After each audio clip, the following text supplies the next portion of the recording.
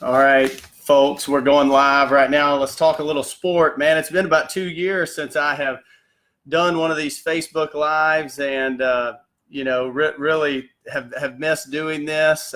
If you're out there, man, share it with your friends. We could probably even invite some friends right here to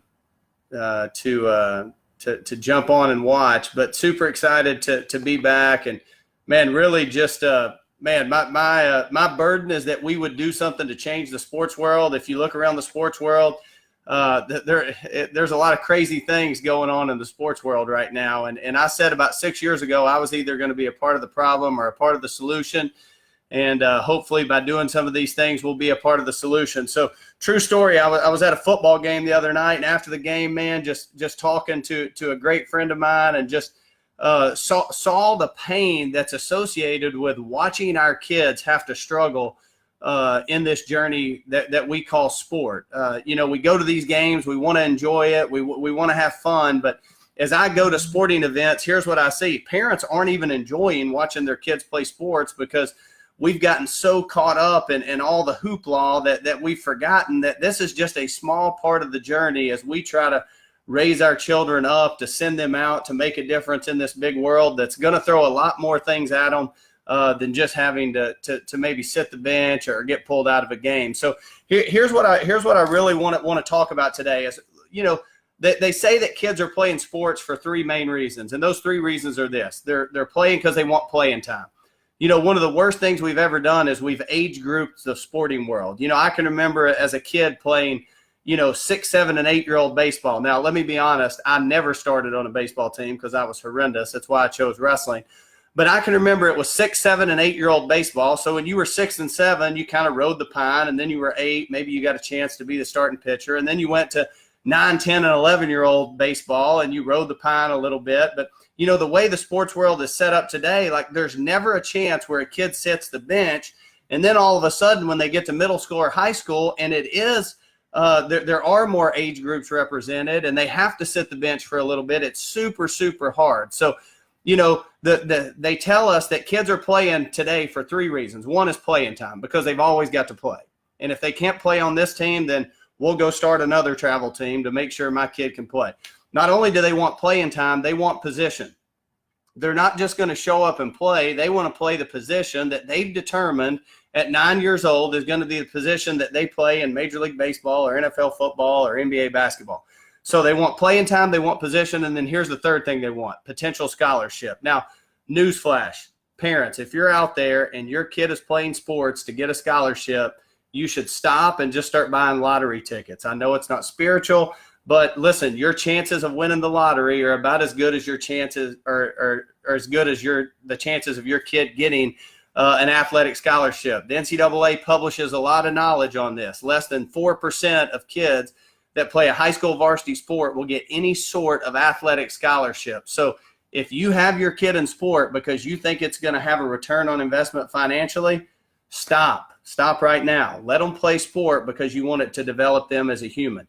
So that's why they're playing time, position, potential scholarship. And here's what happens is, as adults, we get caught up in that as well. We get so consumed with what matters now that we kind of lose sight of what matters most, and we get caught up with it. I mean, we've watched our kids be the starter and be successful, and now all of a sudden, man, when we're up in the stands and we're looking at them, man, it's just natural that we experience this hurt and this pain for them because we want them to be receiving the benefits of all that work they've done. So listen, I'm going to ask you as you go through Friday nights and Tuesdays and you're watching soccer games and football games and softball games and all tennis matches and all that goes on, listen, call a timeout.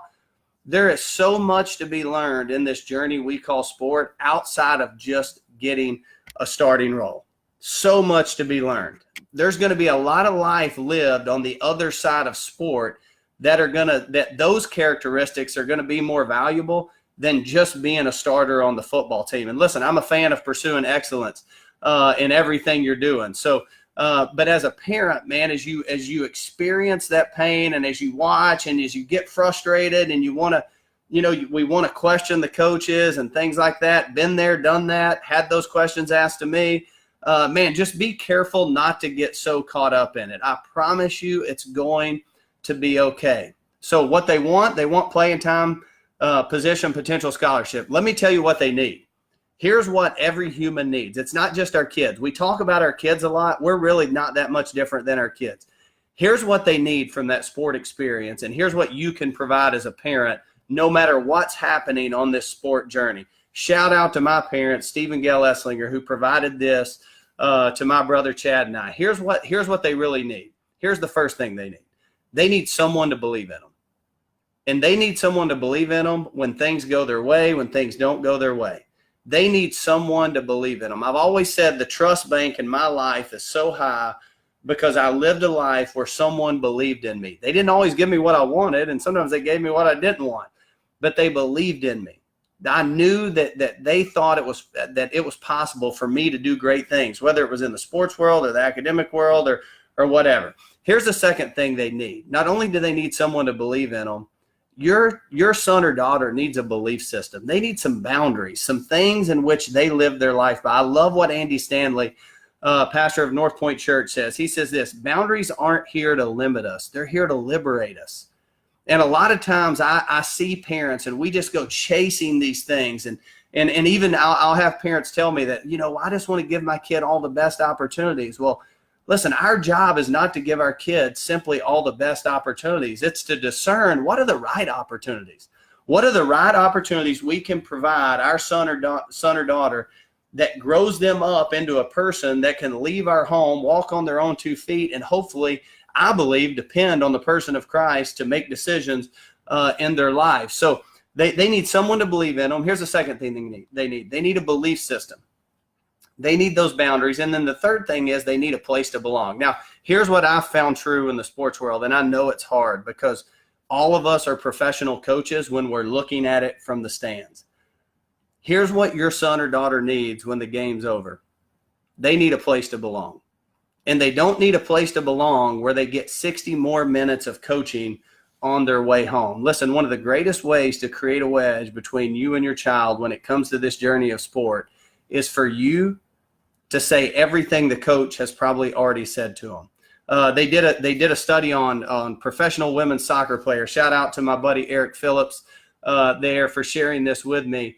And so many of those professional women's soccer players said they never wanted their kid to play soccer because of the car ride home that they experienced. But the ones who did want their kids to play soccer, now as parents, they said this. Here's what their parents told them over and over.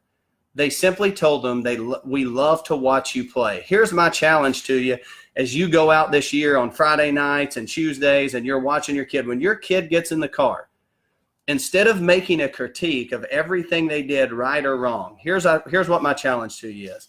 Simply tell them this: hey, so-and-so, son or daughter, you know what? I just love watching you play. Because here's what we've learned about play. Play is life-giving. We all love to play. Here's what competition is. Competition is life-draining. It's why coaches want the season to end. It's why athletes are ready for the break. If adults are ready for the break, how do you think an 8-year-old feels, or an 11-year-old feels, or a 15-year-old feels? So, man, here's my challenge to you. As you go throughout this fall semester, and as you and your spouse try to navigate this sport journey, which I know is so stinking hard, I get it. Here's my challenge. Man, just love your son or daughter right where they're at. Give them someone to believe in them. Give them a belief system. Hey, it's not just all about sport to us. There's a bigger picture. Give them a place to belong, even if that means it's the car ride home. Make sure we're not critiquing and coaching the whole way home, but we're simply showing them and telling them that, hey, we just love to watch you play.